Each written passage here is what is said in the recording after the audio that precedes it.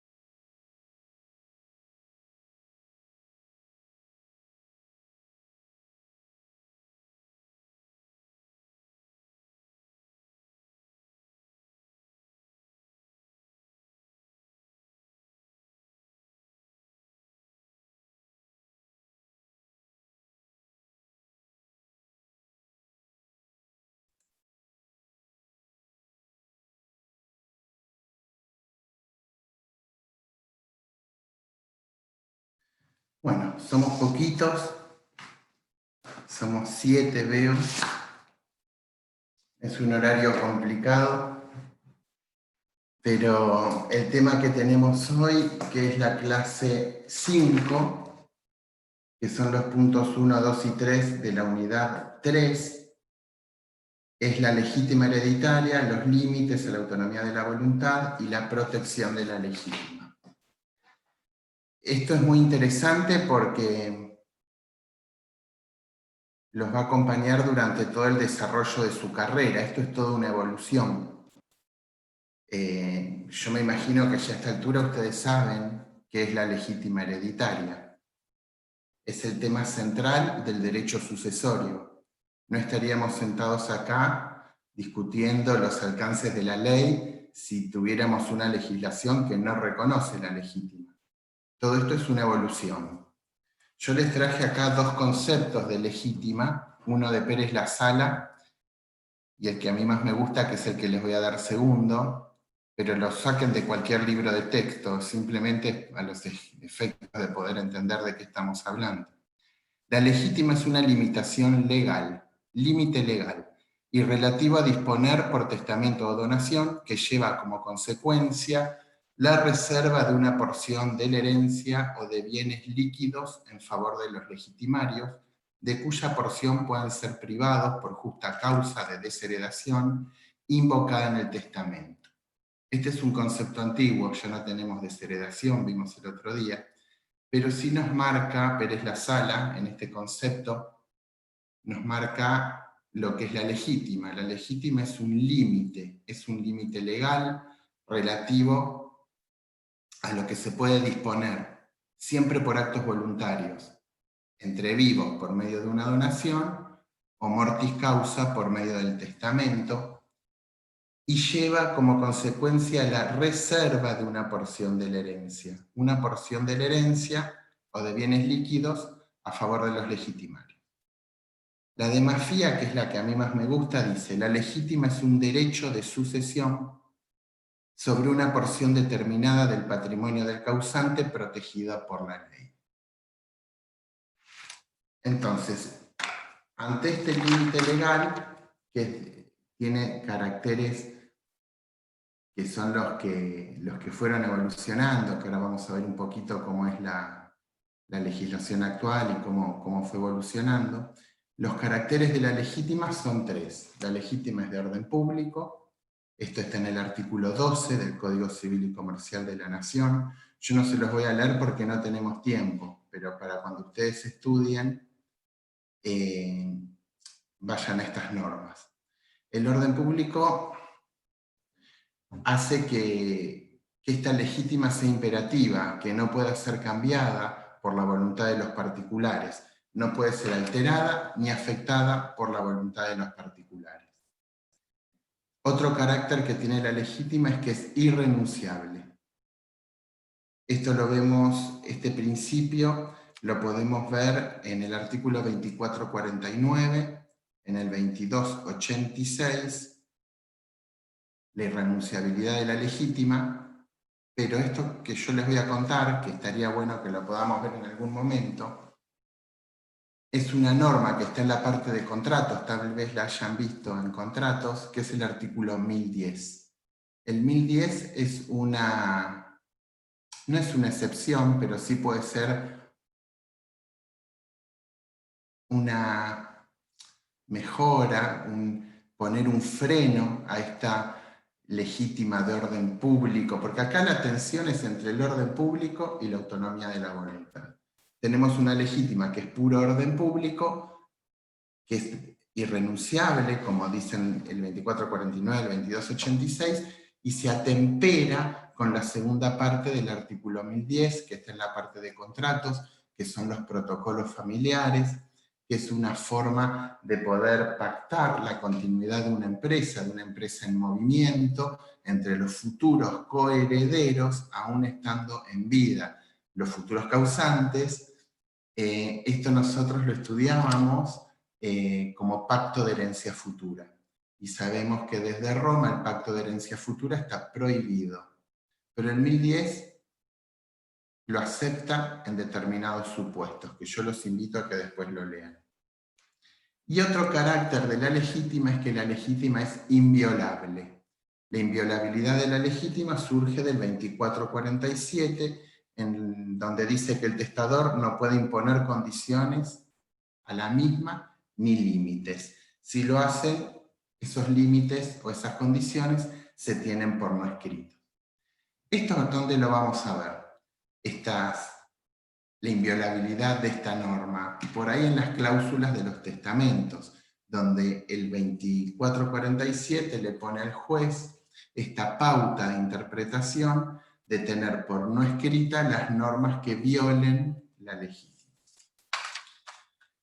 Ahora, yo hace un ratito les dije que acá estamos jugando en esta legítima, que ahora vamos a ver cómo fue evolucionando y cómo espero yo particularmente que evolucione en el futuro. Este orden público tan rígido fue atemperado por autonomía de la voluntad. Esto lo podemos ver en la ley 14394 del año 54, que es una ley que ya está derogada, ¿no? Pero nosotros la estudiábamos como ley ómnibus. Era una ley que legisló los pactos de indivisión, lo que se llamaba bien de familia, que hoy se llama régimen de vivienda, entre otras cuestiones, él también reguló la muerte con presunción de fallecimiento, que son todos institutos que hoy tenemos incorporados dentro del Código Civil y Comercial, ayornados con la doctrina y la jurisprudencia, que hacen que esta ley 14394 esté derogada. Pero a partir del artículo 51 de la 14394, que es del año 54, el legislador impuso un pacto de indivisión al que podían acceder los herederos de explotaciones agropecuarias, donde podían pactar la no división de esa tierra o de esas acciones o de esa explotación por un lapso de 10 años o hasta que el heredero menor alcance la mayoría de edad. Hoy todo esto lo tenemos regulado a partir del artículo 2330 y 31. Tenemos esto que es una autonomía de la voluntad, es un límite a la vez al límite de la legítima, que se puede pactar siempre de manera voluntaria y se puede imponer por testamento. Los antecedentes, voy a ir muy rápido, pero la legítima no siempre fue lo que nosotros entendemos hoy como legítima.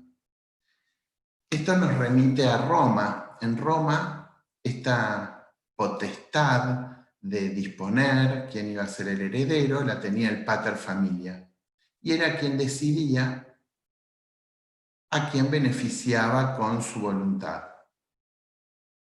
Este pater tenía una libertad absoluta de disponer por testamento. Luego se fue comprobando que este pater a veces era poco piadoso. Sí, ¿quién habla? Natalia, para hacer una pregunta, la excepción del 1010... No te veo, Natalia, no te veo. No, porque no tengo cámara, por eso. Ah, bueno. Para hacer una consulta, la excepción del 1010 es cuando es una división antieconómica, por eso se hace... No. El 1010 es una cosa, y el 23, 30 o 31 es otra. La del 1010 está dentro de la parte de los contratos y son los pactos de protocolo familiar para poder mantener una empresa en movimiento. 2/3 de las sociedades a nivel mundial, y esto está comprobado, son de familia. Entonces son las mismas familias las que van a establecer cómo es la sucesión dentro de la familia. Piensen acá en Mar del Plata la cantidad de empresas importantes que son de familia. Entonces está bueno, la ley les da la posibilidad que aún en vida del causante establezcan pactos de indivisión, pactos de inenajenabilidad, de votos, todo lo que estudiaron en sociedades. El 23, 30 y 31 sí es para que no sea antieconómica una empresa si dividimos ese fondo en pequeños minifundios que van a hacer que tal vez en un lapso corto deje de ser una unidad económica y no pueda satisfacer los beneficios de todos. Esa es una opción, pero no tiene nada que ver el 1010 con el 23, 30 y 31. Bueno, gracias, profesor. Lo que sí tienen que ver en que los dos son autonomías de la voluntad en un régimen de orden público. Decime, Natalia. No, está bien, ahí quedó claro, profesor. Gracias. No, por favor. Yo lo que les estaba contando es que esto no siempre fue así como nosotros lo vemos. Este pater en Roma, que tenía esa voluntad absoluta y magnánima, podía a veces ser poco piadoso. Entonces se fueron generando situaciones que en el año 40 a.C. crea la ley falsidia. La ley falsidia es la que establece este instituto de la legítima que fue variando a través del tiempo tal como lo conocemos ahora. El fundamento de la legítima es defender los vínculos de sangre, que nadie se aproveche o tenga un beneficio más que otro coheredero, que la partición sea proporcional para que haya un equilibrio familiar y un principio de solidaridad familiar. Miren ustedes qué antiguas que son estas cuestiones que hoy en día seguimos hablando y son las que mueven la familia como la conocemos ahora. Todos estos principios hacen que se genere la pars hereditatis, una igualdad paritaria entre herederos. Esto a la vez fue evolucionando. En el derecho germano se pactó una reserva, o sea, una parte por la cual el causante podía disponer de esa reserva. Esto más o menos lo conocemos así en el Código de Vélez, que era muy romano, con la implementación del código germano, porque nuestro código abreva en la fuente romana y germana, y se generaron diferentes interpretaciones que fueron saneadas por la jurisprudencia, por la reforma de la ley 17711 del año 68. Y esto, que es historia, es para que nosotros vayamos viendo cómo esto fue cambiando. El código nuestro, el Código Civil y Comercial actual, el que rige las relaciones de transmisión a partir del 1 de agosto del 2015, suprime, entre otras cosas, el legatario de cuota, al legitimario preterido, que tiene la acción de, que el otro día uno de ustedes me preguntó, el legatario preterido tiene acción a que se le integre su porción como heredero de cuota en el 2450. Entonces fue haciendo modificaciones que fueron reconociendo y atemperando un poco este orden público tan rígido. Yo quiero que nosotros entendamos que de lo que estamos hablando solamente existe cuando tenemos en una sucesión deferida donaciones realizadas en vida del causante o testamentos. Si no tenemos nada de esto, no vamos a estar discutiendo de la legítima, porque a los herederos legitimarios los van a heredar como corresponde, como dice la ley, en la proporción que dice la ley.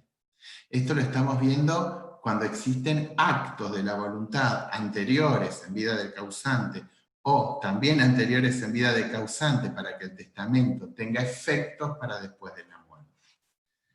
Entonces, como estábamos viendo, esta autonomía de la voluntad versus orden público, lo vemos en que la ley nos da la posibilidad de tener una porción disponible. Esta porción disponible es un porcentaje de libertad testamentaria. Esta porción disponible, ¿dónde la va a expresar el causante? En un testamento donde mejora en su porción disponible a su cónyuge, al vecino de enfrente, a uno de sus hijos.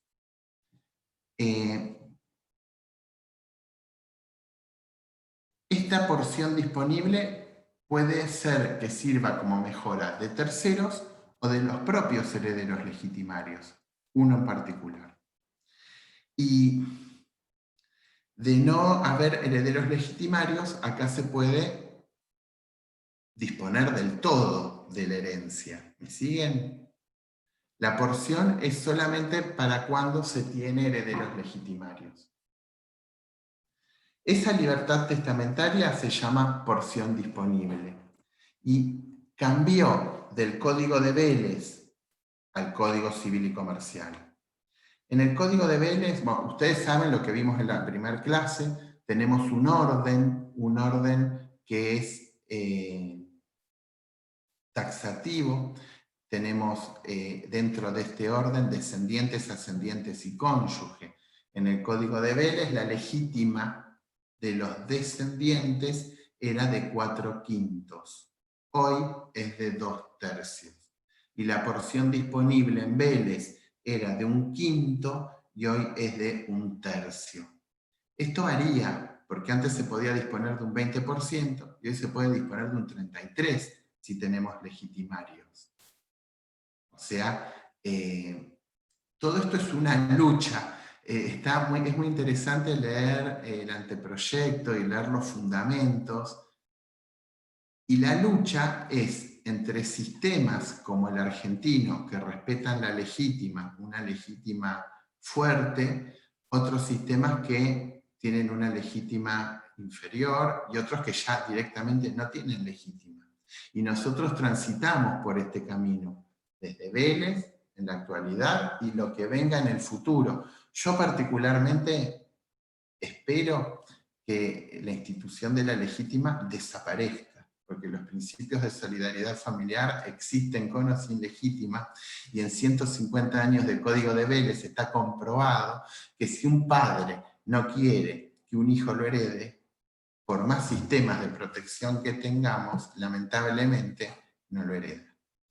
Es como con el divorcio, que antes teníamos las causas desde la 23.515 hasta el Código de Vélez, teníamos el divorcio con causas de comprobar determinadas cuestiones que hacían que el divorcio fuera contradictorio, y hoy tenemos un divorcio llamado express, que solamente lo único que no tenés que hacer, o lo único que tenés que hacer es dejar de querer a tu pareja para divorciarse. Bueno, eso es lógico. Acá pasaría lo mismo, pero bueno, nosotros estamos en el medio de esta transición, donde tenemos una legítima que se fue atemperando. Entonces, con los descendientes vimos de 4/5 a 2/3, disponible 1/5 o 1/3. Con los ascendientes es interesante porque en Vélez teníamos una legítima de 2/3 y hoy la tenemos de 1/2. Y la porción disponible en Vélez era 1/3 cuando teníamos ascendientes vivos, y hoy podíamos disponer de 1/3 de la herencia si no teníamos hijos ni cónyuge, y teníamos padres vivos, y hoy podríamos disponer de la mitad de nuestros bienes. Y el cónyuge, tanto en Vélez como en el Código Civil y Comercial de la Nación, la legítima es de 1/2 y la porción disponible es de 1/2. Vamos incorporando conceptos. ¿Qué es la mejora? La mejora es el uso de la porción disponible. O sea, todas las personas podemos tener una porción disponible, pero no usarla. Si la usamos, estamos mejorando a alguien. Entonces, la mejora la tenemos que entender como el uso de esa porción. Y esto lo hace el causante por medio de lo que vimos hace un ratito, por testamento o por donación. Ambos instrumentos se realizan en vida. La diferencia son los efectos. La donación tiene efecto inmediato en vida del causante, y el testamento tiene efecto para después de la muerte. Pero en la donación, cuando un padre por ahí le dona un hijo, si este donante, futuro causante, hace mejoras en esta donación, puede imputarlas a la porción disponible y dejar constancia en la escritura. Este sistema se basa en la igualdad, como dije hace un ratito, y yo les voy a pedir que ustedes anoten, porque este es creo que es la vedette de esta reforma con relación a la mejora, y ahora sí vemos orden público en el artículo 2448. El artículo 2448, que ustedes lo deben haber estudiado en familia. ¿Me escuchan? Sí, se escucha. Están todos paralizados. Sí, se escucha. El artículo 2448 es realmente una innovación del 2015. Yo ahora le voy a pedir a Carolina, que lo está buscando, que lo lea. Pero dame unos minutitos, Carolina. Este artículo, que reforma este tema de mejora, que seguramente se los van a preguntar en el parcial, porque es muy importante esta mejora. En realidad, lo tenemos a partir del 2015, pero surge, ¿vieron en los fundamentos cuando uno habla de las fuentes del Código Civil y Comercial? Los fundamentos de esta reforma del 2015 se basan en la constitucionalización del derecho privado. Para los que estudiamos Vélez, era muy difícil que esa autonomía absoluta de la voluntad se vea impactada por normas de derecho constitucional. Y hoy nuestro código entero está basado en normas de derecho constitucional, que vamos a ver dentro de unos minutos cuando hablemos de la segunda parte, que es la que más me gusta. La ley 20... Esperame un segundito. La ley 26.378, que es del año 2006, que es la ley de salud, yo lo anoté porque es largo, que es la ley de salud mental, se basa en la Convención Interamericana de Derechos de las Personas con Discapacidad.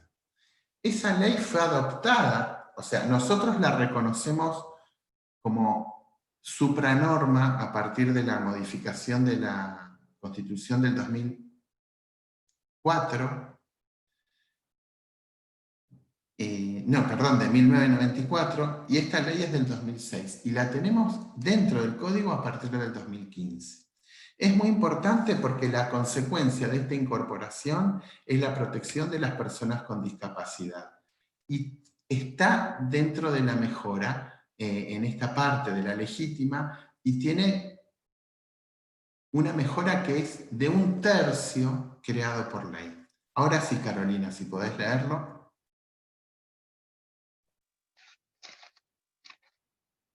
Dice el 2448. Mejora a favor de heredero con discapacidad.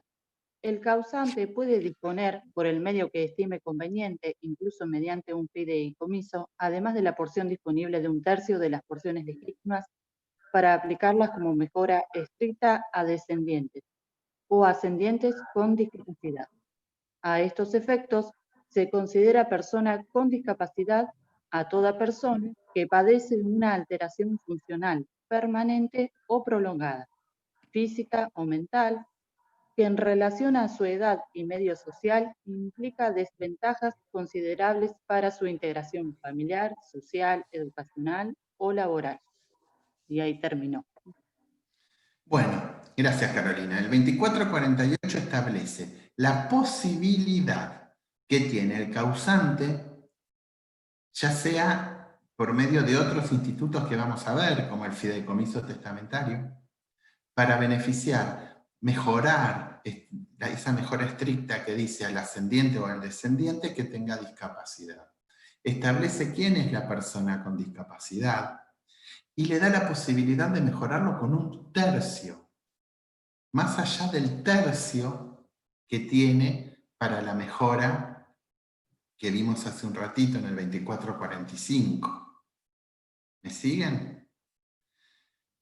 O sea, es una posibilidad a algo que genera mucha angustia, a veces a algunos padres que tienen hijos con alguna discapacidad y no saben en el futuro cómo se van a mantener el día que los padres no estén. Esto lo vemos todo el tiempo. No existen en nuestra república, que yo conozca, como vemos en las películas americanas, entidades que regulen estos fideicomisos testamentarios para la protección. Los bancos no se dedican a eso, y si se dedicaran a eso, no sé de qué manera lo ensamblaríamos con la protección de una persona con discapacidad. O sea que hay muchísimas cosas por hacer. Tenemos las herramientas legales, tenemos que tenerlo en cuenta para un asesoramiento ante las preguntas de personas que tengan estas preocupaciones. Tenemos que recordar entonces el orden de descendiente, ascendiente y cónyuge, el orden sucesorio, que el 2445 entonces define las porciones legítimas, la evolución con este 2448 es la mejor expresa para estos casos. También tenemos que ver el 2430, la igualdad que establece en este orden, el 2445, a los hijos, a los descendientes que sean adoptados o que hayan nacido con técnicas de reproducción humana asistida, la igualdad, que tiene, esto también es fruto de una evolución, no se crean que siempre fue así. Y tenemos entonces a los herederos legítimos con todas estas normas, y si no tenemos herederos legítimos con estas normas, tenemos a los colaterales, recordando que los colaterales pueden heredar hasta el 4º grado y son los llamados legítimos.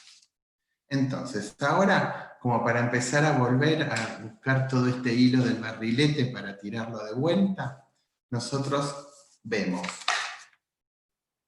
Esto lo vamos a aplicar siempre que hayamos tenido causantes que hayan realizado donaciones o testamentos. Acá también tenemos, en esta evolución, que yo no los quiero aburrir porque no quiero que nos falte tiempo para lo que viene, tenemos las normas de cómo protegemos la legítima. O sea, ¿cuándo se viola la legítima? Cuando no se respetan los principios de gratuidad y de mejora. Pero esto lo vamos a ver, repito, en dos casos: donaciones o testamentos. Ya Vélez establecía, para hablar de un punto que tiene el programa, que es el artículo 3604 de Vélez, pónganle otro artículo que me gustaría, bueno, que para este tema lo tienen que ver, que es el 2461 actual. En esta presunción legal de gratuidad y de mejora, Vélez admitía que cuando había liberalidades, por ejemplo, una donación de padres a hijos, por más que el padre se reservara el usufructo, el uso, la habitación, se entendía que eran actos de liberalidad y de gratuidad. O sea, toda esta evolución hizo que después, en la 17711, interpretara que esa gratuidad era considerada una liberalidad y que esa mejora implicaba un valor. Entonces acá empezamos a ver que cuando estamos mejorando a un heredero, se le podía establecer un valor, y ese valor podía ser apreciable en dinero. Es muy interesante en esta reforma, yo les voy a leer el 2461, porque es para mí un artículo muy importante, lo uso mucho en la escribanía. A ver que lo encuentre. El 2461 es largo y dice: transmisión de bienes a legitimarios.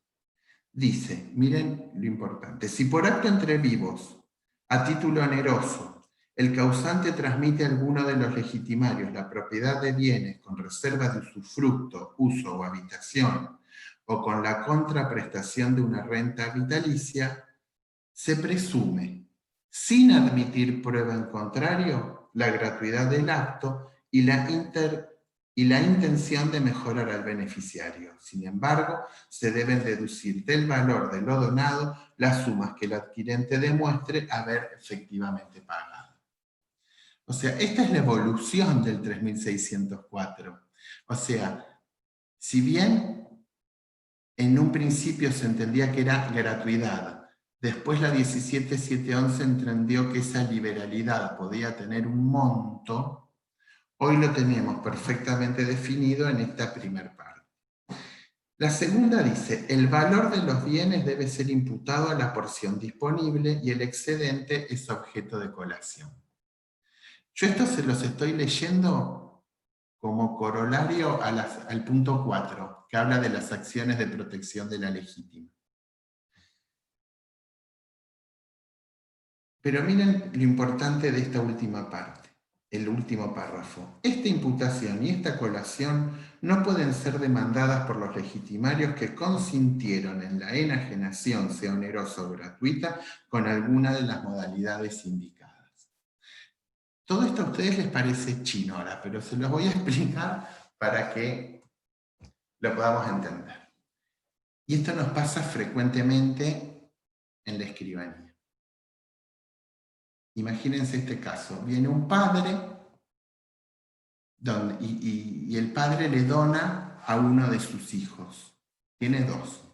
Le dona a uno de sus hijos. Y el otro hijo ya recibió la porción que le correspondía, o no, pero pongamos que ya la recibió porque no le compró, no le donó un inmueble, le dio plata para irse de viaje, para emprender un negocio, para desarrollar una actividad. Entonces, este 2461 lo que nos dice es lo siguiente: en este caso que hay una donación, que el padre le dona un hijo, si el otro hijo comparece a la escritura y dice que conoce esta liberalidad, está cortando la acción, cualquier acción sucesoria de protección a la legítima por la teoría de los actos propios. Leamos. Esta imputación y colación no pueden ser demandadas por los legitimarios que consintieron en la enajenación, sea oneroso o gratuita, con alguna de las modalidades indicadas. Entonces, esto nosotros en las notarías lo utilizamos mucho cuando son 1, 2, 3, 4 hijos, cuando un padre mismo le vende realmente a otro hijo una porción o un lote para que construya su casa.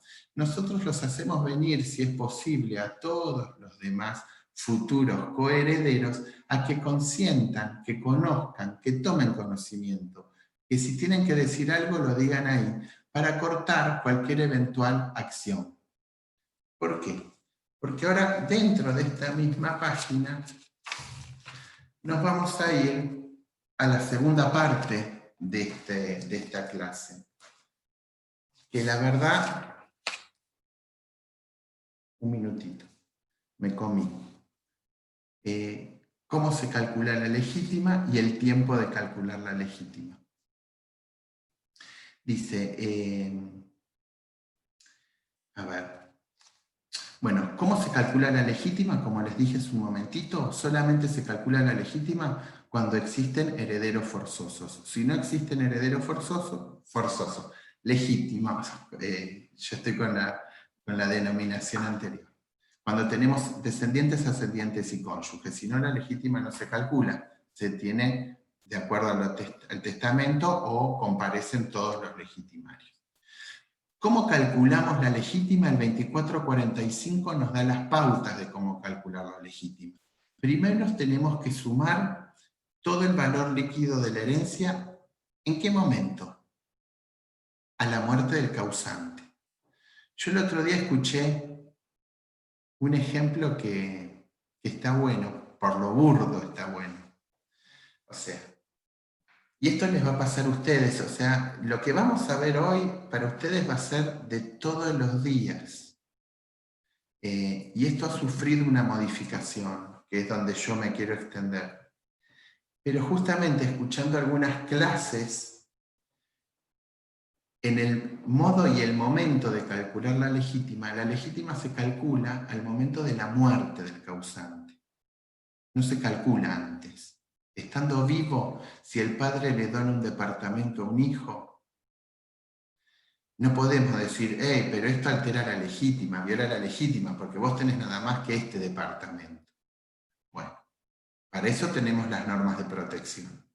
Pero el ejemplo que yo les quería poner era si Mark Zuckerberg hubiera donado su departamento a los 20 años, si hoy, en el patrimonio de él, esto altera la legítima. Es la persona más rica del mundo.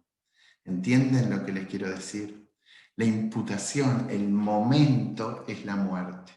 Si a la muerte donó todo su patrimonio o tiene alguna norma que lo viola, bueno, ahí lo vamos a ver con las normas que tenemos a continuación.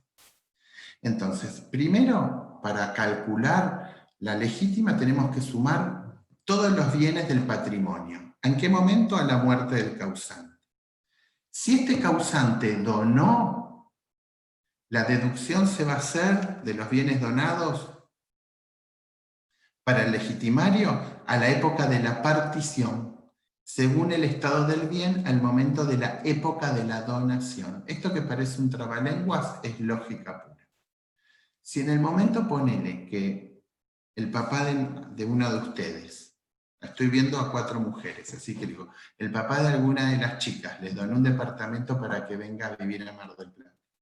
Ese departamento que les donó hace 15 años estaba en la zona de la Terminal Vieja. Ese departamento en ese momento tenía un valor. Fallece el padre. Se suman todos los bienes del patrimonio más las donaciones al momento de la partición. ¿Qué valor le vamos a imputar a ese bien al momento de decir, bueno, colacionable o no colacionable. Al momento de hoy, que subió de valor porque la zona se puso más linda, porque mejoró, porque todo el mundo quiere ir a vivir ahí, o el de hace 15 años que por ahí estaba lleno de ratas, nadie sabía cuál iba a ser el destino de ese predio y la gente, no había ni negocio ya en esa zona. Entonces es la ley la que le da la forma de poder calcular en diferentes momentos. Primero traemos todo lo que tiene el causante más todo lo que donó. Al momento de la partición, vamos a establecer con relación a las donaciones el valor que tiene al momento en que hizo la donación, no al momento de la partición. Esto es muy importante entenderlo, porque acá sí vemos una norma de equidad. Entonces, una vez que tenemos toda esta masa de bienes sumada, vamos a ir por el 2384. El 2384 nos dice deducir el pasivo de la herencia. O sea, como en cualquier acto de liquidación, tenemos el activo y tenemos el pasivo, que son las deudas, que las vamos a deducir. El último paso es el valor de las donaciones. Es lo que vimos hace un tiempito. El valor de la donación al tiempo de la partición según el estado del bien al momento de la donación. Una vez que hacemos esta ecuación, tenemos el valor líquido de la herencia. Y ahora empezamos con lo que yo les dije hace un ratito. Protección de la legítima. Y esto es muy interesante porque tenemos una reforma legislativa de hace 2 meses. ¿Ustedes vieron el material que mandó la doctora Adriana Rotonda? Yo les voy a pedir que lo impriman y que lo lean, pero que lo lean después de que me escuchen a mí. No porque lo que les vaya a decir sea muy interesante, sino porque lo venimos estudiando hace como 30 años y ahora justo hace muy poquito tiempo tenemos una ley que modifica. Dentro de las acciones de protección de la legítima tenemos las acciones de complemento, que la van a ver en el 2451, y la acción de reducción.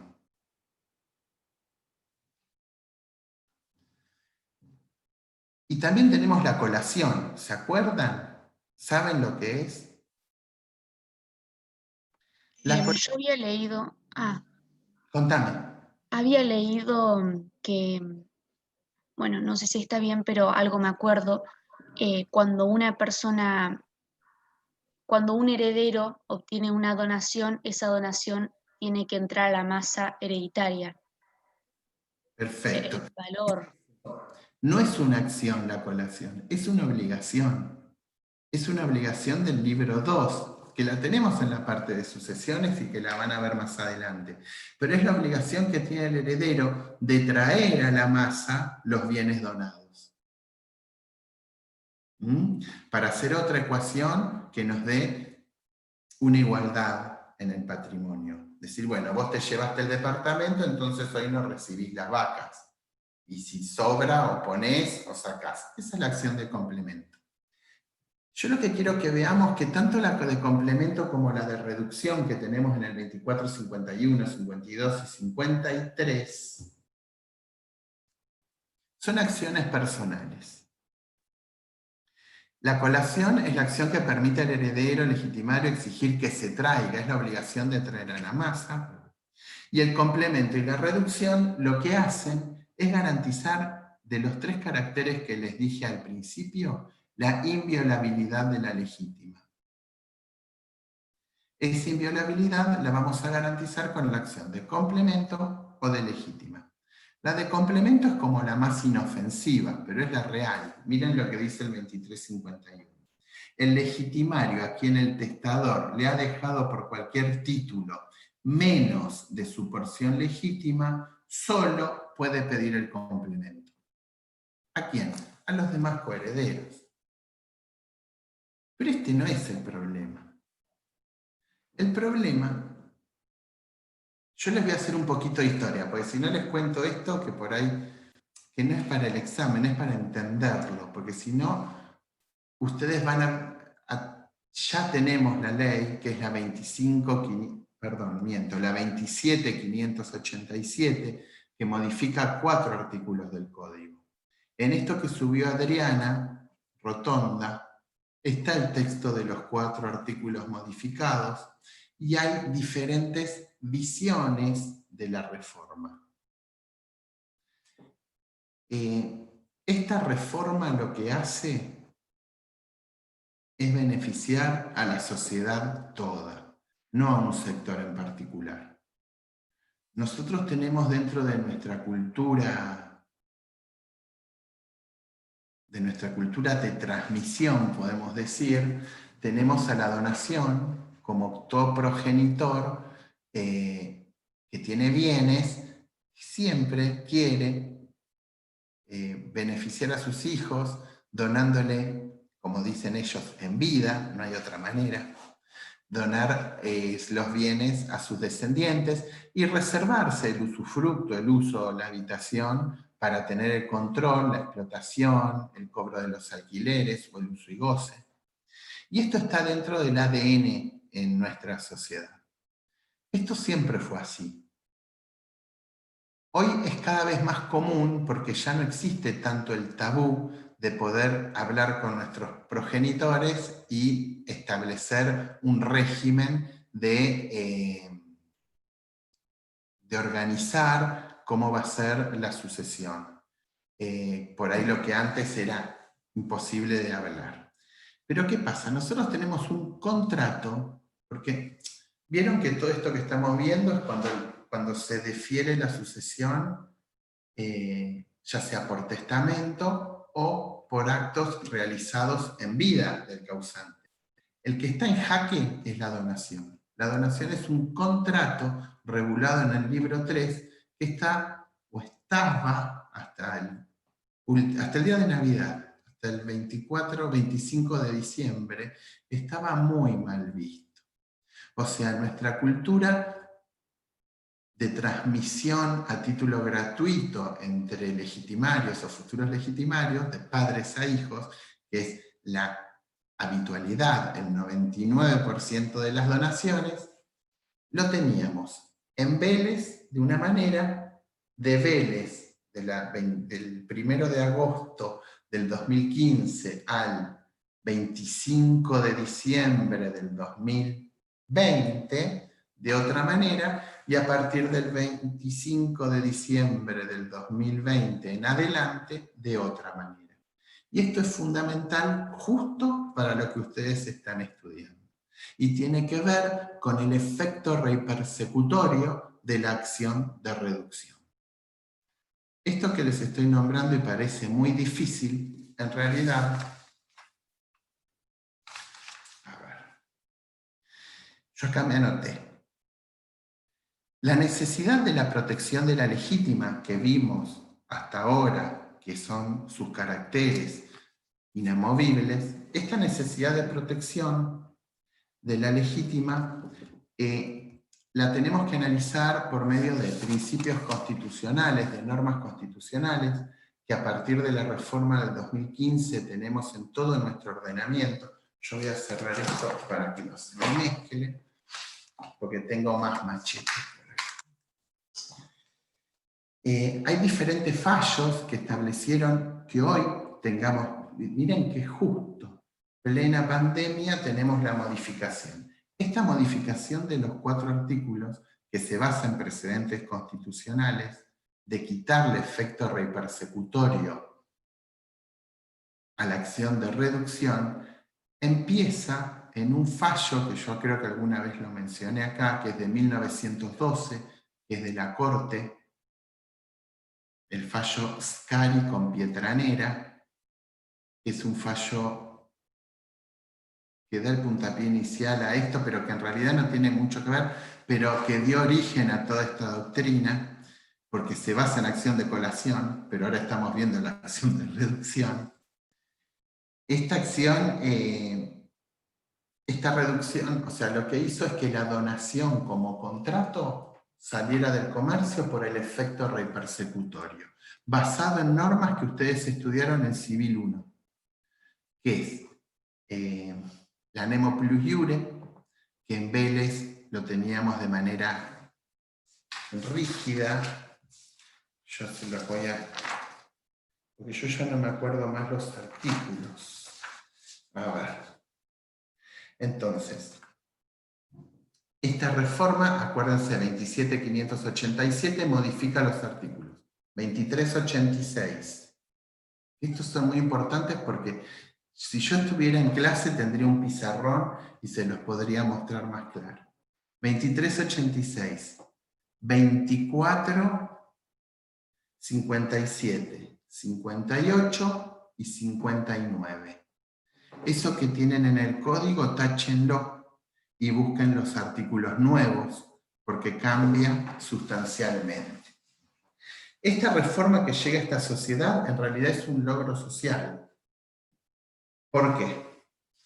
Porque ya termina con un montón de discusiones entre abogados y escribanos, que parece que el escribano no quiere que se haga la sucesión y que se haga la donación, y cuando lean lo que nos mandó la doctora Rotonda, que a mí me llamó mucho la atención, el fallo, la amputación de la acción de reducción de Ferrer Francisco, donde establece en el primer párrafo, dice: con sorpresa tomamos conocimiento de esta aprobación que fue por unanimidad en diputados y en senadores. Creo que solamente tuvo abstención de Del Caño, pero que todos los legisladores, que debe haber muchísimos de los legisladores abogados, lo aprobaron por unanimidad. Para mí, es un disparate lo que dice Ferrer, pero bueno, yo quiero que lean los tres, para que ustedes empiecen a transitar esta ruta que es de diferentes manos. A veces uno va para allá porque piensa que está bien, y vos ves que hay otros que piensan que está mal. Pero está bueno ya a esta altura poder analizar los fundamentos. Y los fundamentos acá es dentro de las normas del derecho constitucional, que abraza todo nuestro Código Civil y Comercial, ver que estas discusiones, las fuentes que se han tenido en cuenta, el 3477 de Vélez, el 3955, cómo fueron interpretados para poder modificar y armonizar de una manera grata las normas de lo que nosotros trabajamos habitualmente. No hay vez que nosotros estemos dando este tipo de clase en la que no hablemos de que todas estas normas tienen un objetivo, que es preservar la seguridad jurídica. Y nosotros vemos que la seguridad jurídica puede ser de dos maneras.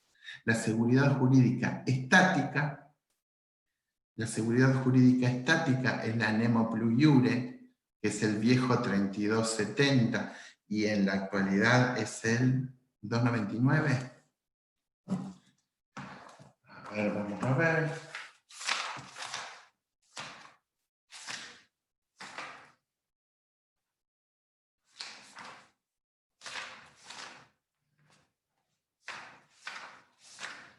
Dicen lo mismo, ¿eh?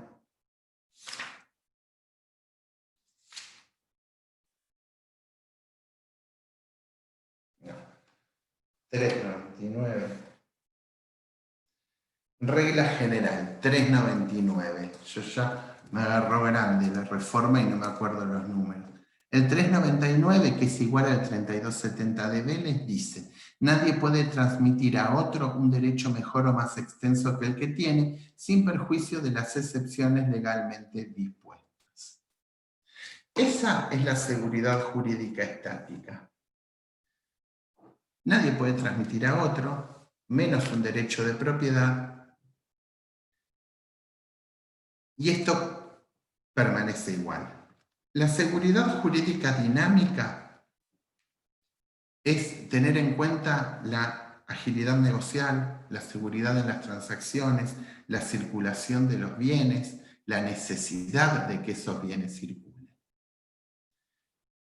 Estas normas que tenemos tan estrictas en Vélez, que después cuando tuvimos el Código Civil y Comercial teníamos la esperanza de que esto fuera a cambiar, y no fue así.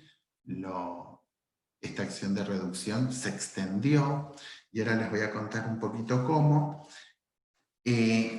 En este contrato tan particular de las donaciones, con todas las consecuencias jurídicas que nosotros vamos viendo que tiene esta transmisión gratuita de bienes en vida del futuro causante, hizo que esto también evolucionara. Nosotros tenemos el Código Civil de Vélez de 1871 al 1 de agosto del 2015, teníamos una acción de repersecución absoluta, totalmente absoluta. Eso es lo que nos rigió hasta el 2015, por eso nosotros cuando venía la reforma dijimos, qué suerte, lo van a solucionar. ¿Qué significaba? Teníamos la nemo plus iure, una seguridad jurídica estática a rajatabla, la acción de reducción con efectos repersecutorios, y en realidad, en todos esos años, hubo muy pero muy poquitos casos de lo que yo les voy a contar. ¿Qué significa tener esta acción de reducción con efectos repersecutorios? Que ese padre que donó a un hijo, y que ese hijo después se lo vendió a un tercero, y ese tercero se lo vendió a otro tercero, y así se fue haciendo una cadena de transmisiones sucesivas.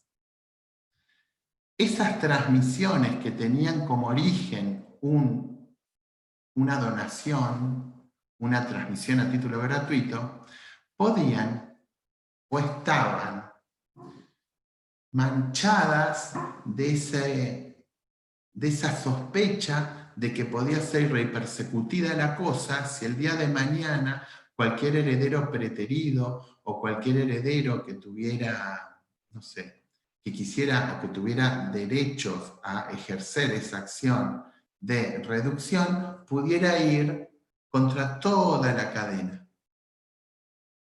Entonces, esa acción personal de reducción que tenía efectos repersecutorios hacía que todos los títulos precedentes de donación fueran sospechados, lo que nosotros llamamos observables, que los bancos no lo aceptaban para poder ser objeto de crédito. Entonces acá vemos esto que les dije recién, la seguridad jurídica estática y la seguridad jurídica dinámica de Vélez al 2015, serios problemas. ¿Qué pasa?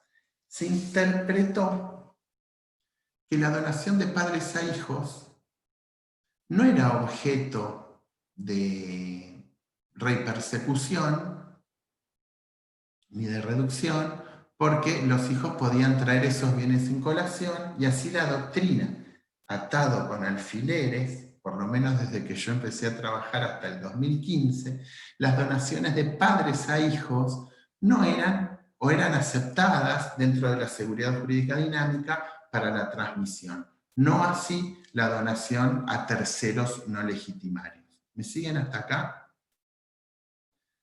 Bueno, después vino una segunda etapa, que fue el Código Civil y Comercial de la Nación, del 1 de agosto del 2015 al 25 de diciembre del 2020. Acá tenemos una repersecución relativa. ¿Por qué? Porque las normas que se modificaron, 24, 57, 58 y 59, basados en el 24-54, nos decía, bueno, está bien, podemos repersecutir, pero podemos traer valores para compensar. O sea, yo voy contra mi hermano al que le donaron por la diferencia, y él puede decirme, bueno, mira, yo esto ya lo vendí, constituí una obligación, lo hipotequé porque necesito construir un piso más o hacer una reforma, así que yo no te lo puedo dar. porque ya no lo tengo o porque lo tengo grabado. Así que te voy a compensar en dinero. Esta es una obligación facultativa del artículo 786 del Código Civil y Comercial. O sea, vemos cómo se atempera con la reforma, pero pone a todas las donaciones como contrato en el mismo plano. O será lo mismo que un padre le done un hijo que el padre le done a la vecina enfrente. Establece un plazo de 10 años para la posesión y a partir de ahí todas las donaciones durante ese plazo de 10 años que no fueran, se establece un plazo, eso está bueno. La tempera, es decir, bueno, no es que toda la vida pueden repersecutir la cosa. Si en el plazo de 10 años ese heredero que tiene acción de ejercicio de la reducción podrá repersecutir por un plazo de 10 años, ¿de cuándo? De la entrega de la posesión. ¿Cuándo se entregó la posesión? Con la firma de la escritura de donación. Eso fue hasta hace muy poquito. Entonces, cada vez que venía una persona a la escribanía, dice, no, mira, tengo 2 hijos y les quiero donar el departamento porque estoy enfermo. Y bueno, pero ¿qué van a hacer tus hijos con el departamento? ¿Lo van a vender? ¿Lo piensan vender ahora? ¿Lo van a tener 10 años? La gente no entiende nada. Entonces era muy difícil, en algo que es tan común como la donación de padres a hijos, tener que explicarle esto que yo les estoy explicando ahora. ¿Qué pasó? La ley 27.587, que empieza a regir el 24 de diciembre del 2020, hace que la repersecución, que antes era absoluta, después fue relativa, hoy sea excepcional, con la modificación de estas 4 normas. Y acá tenemos que dividir en 2. Si la donación fue a herederos legitimarios, o sea, a descendientes o cónyuge, nos tenemos que ir a las normas del 2386. Acá se aplica la colación. ¿Me siguen? Entonces, en esta reforma ahora queda bien claro, por eso yo estoy contento. Porque me parece increíble que tengamos una ley que esté buena, o que por lo menos cubra la... Esto se empezó a estudiar, ¿saben cuándo? Para que salga ley ahora, hace 4 años, cuando había créditos UVA. Y todos los títulos de donación quedaban afuera, y la gente tenía problemas. Se estudió y salió ahora, pero bueno, por lo menos salió. Entonces, si la donación es a cónyuge o heredero forzoso o a descendientes, no hay reducción, hay acción de colación. Tendrán que traer a la masa esa obligación de traer para repartir. ¿Estamos? Ahora, se pone picante acá. Cuando hablamos del resto de las donaciones, cuando no es a descendiente o cónyuge, cuando es a terceros, que nosotros siempre lo llamamos a terceros no legitimarios. Cuando es una donación a tercero no legitimario, tenemos que distinguir si ese tercero, el donatario, tiene la posesión o no tiene la posesión, que es el 2457 y el 2458. Si el donatario tiene la posesión, acá tiene efecto resolutorio excepcional, o sea, acá, bueno, se va a discutir, ¿tenés la cosa? Bueno, me la tenés que devolver, ¿la podré repersecutir o no? Entonces este efecto repersecutorio es excepcional. Acá se sigue la cosa si alguien no quiere pagar, porque de toda la cadena que surge del 2454, siempre tenemos la posibilidad de entregar el valor para compensar del 2451. ¿Me siguen? Pero si el bien ya no está en poder del donatario porque lo transmitió o porque constituyó derechos reales, por ejemplo, hipotecas sobre ese departamento que le donaron, acá ya, cuando no lo tenemos más en poder, bueno, Acá ya no hay acción de reducción contra el tercero, tenemos una acción personal, de ir por el dinero. Y esto es lo que cambia, le quita el efecto repersecutorio. Podemos ir por el valor, por la obligación facultativa. Ya no es necesario ir contra la cosa. ¿Por qué? Porque acá estaríamos violando los derechos del tercer adquirente de buena fe a título oneroso. Pero queda esta acción de reducción con efecto repersecutorio solamente en dos casos. Cuando no tenemos un tercer adquirente de buena fe a título oneroso, o sea, cuando tenemos un tercer adquirente de mala fe, o a título gratuito. Ahí sí existe la posibilidad de la repersecución, pero siempre como última ratio, como última instancia, cuando no se pueda arreglar en un valor en dinero. Bueno, en realidad esta es la reforma. Yo entiendo que para una primera clase todo esto es complicado, pero las acciones de reducción, la acción de complemento y la acción de colación, hoy está interpretado, o yo por lo menos lo puedo entender y se los trato de transmitir, en base a esto. Hoy, en esta nueva disposición legal, tenemos que, desde el 24 de diciembre, tenemos que separar si estamos ante donaciones realizadas a descendientes o cónyuges, donde tenemos que tener bien claro que es la gran mayoría de las donaciones, y que acá, en caso de que se viole la legítima de alguna de las maneras, solamente vamos a tener acción de colación por el 2386 actual, y en el caso de la acción de reducción, va a afectar a las donaciones hechas a terceros no legitimarios, y tenemos que distinguir lo que nos dice el código cuando la donación fue cuando ya se ha dispuesto del bien donado o está en poder del donatario.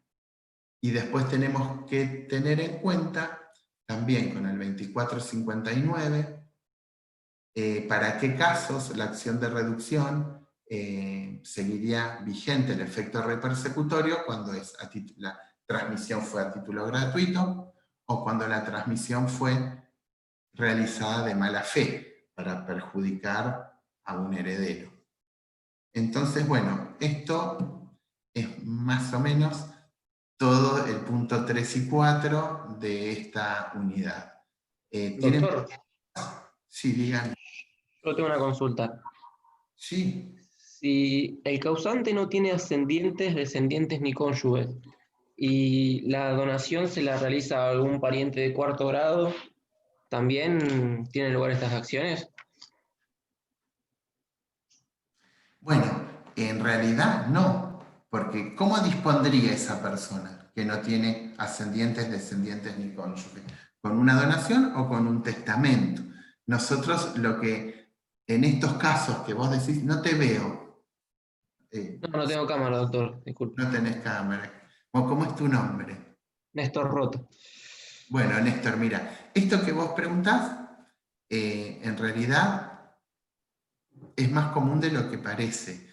Entonces vos podrías hacer o una donación más un testamento. Lo que nosotros sugeríamos que era que haga directamente un testamento, porque la donación necesitaba sí o sí los 10 años en la época de Vélez. Hoy yo te diría que perfectamente puede hacer una donación. ¿Cómo nosotros instrumentamos? Yo te explico, yo soy profesor de Derecho Notarial. Me trasladaron acá porque mi materia ya no está más. Pero, ¿cómo haríamos nosotros hoy una donación en el caso que vos estás preguntando? Yo haría una donación conforme, o sea, todo lo que le hago decir en el testamento, que soy de estado civil soltero, que no tuve descendencia, que soy hijo de fulano y mengano, que mis padres fallecieron, que no tengo ascendientes vivos, que no tengo descendencia, por lo tanto, dono a favor de mi sobrino fulano, que es el único que me cuida, porque puedo tener 18 sobrinos, dono a mi sobrino fulano y mengano el inmueble. Hoy estoy cortando todo tipo de acción de repersecución. Entonces, este tercero puede usar la cosa y disponer. Es un tercero de buena fe, porque yo le doné de buena fe. O sea, el donatario. Si después él vende esta cosa, ya no hay ningún inconveniente. No tengo ni que esperar 10 años, ni acreditar absolutamente nada. Acá estamos garantizando la seguridad jurídica dinámica. Que este bien puede circular en el tráfico jurídico negocial sin necesidad de decir, uy, viene de una donación, es mentira, ¿qué pasó? Quiso estafar al hijo y se lo dejó al sobrino, quiso estafar a la esposa y se lo dejó a la novia. Bueno, entonces en el momento de instrumentar, porque ustedes como operadores del derecho, que van a ser dentro de poco tiempo, ustedes no saben en qué lugar van a estar. Pueden ser abogados que asesoran, pueden ser escribanos que instrumentan, o pueden ser jueces que decidan y trabajar en el Poder Judicial. Entonces lo que nosotros tenemos que tener como operadores jurídicos es bien claro qué es lo que se quiere proteger, qué es lo que quiere decir la norma. Por eso yo les recomiendo que lean. Primero, esto que trajo la doctora Rotonda, las donaciones, perdón, la amputación de la acción de reducción.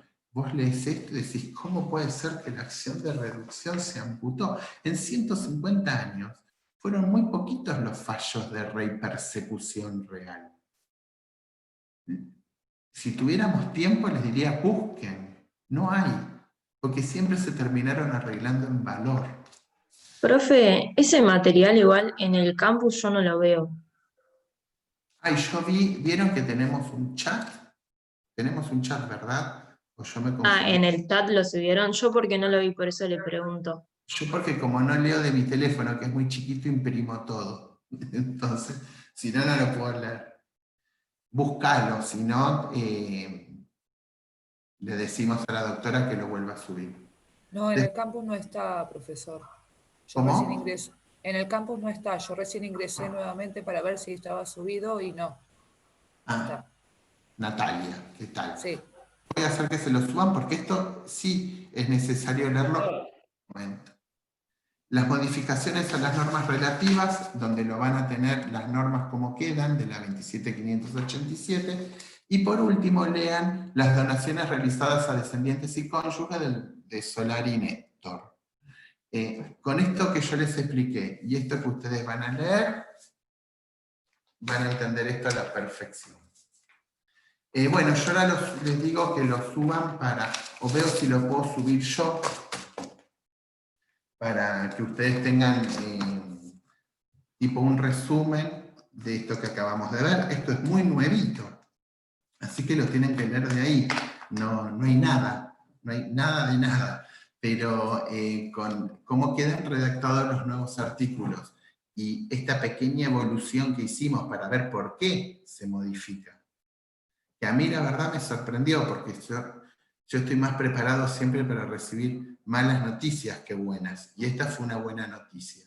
No a nivel por ejercer la profesión de escribano, sino por poder entender que toda la voluntad real de la gente que le dona a sus hijos no significa que ese acto de benevolencia siempre tiene que estar visto o tiznado de mala fe, de querer desheredar a alguien. No es así en la realidad. Porque para eso estamos todos los que participamos del asesoramiento y de la instrumentación.